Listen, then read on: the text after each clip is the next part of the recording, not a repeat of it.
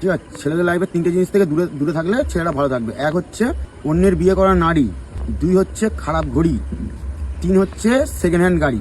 অন্যের বিয়ে করা নারী মানে বৌদিবাজি। যখন বৌদিবাজি করতে গিয়ে ধরা পড়বে তখন গায়ে ঢুকে যাবে, গায়ে বাছুর সময় তোমার ঘরে নিয়ে চলে আসতে হবে। তুমি অন্য সংসার ভেঙে নিজের সংসার করতে চাইছো তো কিচ্ছু হবে না, কারোর সংসার ভেঙে তাকেও ভালো থাকতে দেবে না, তুমিও ভালো থাকতে পারবে না। এই জিনিসটা ভালো করে বুঝে নাও। দ্বিতীয় হচ্ছে খারাপ ঘড়ি।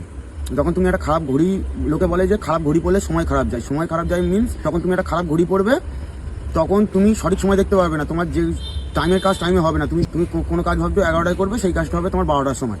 লোকের কাজে উল্টে তুমি চোদন খাবে, চোদন বিজ্ঞাপন হয়ে যাবে। এবার হচ্ছে কি সেকেন্ড হ্যান্ড গাড়ি।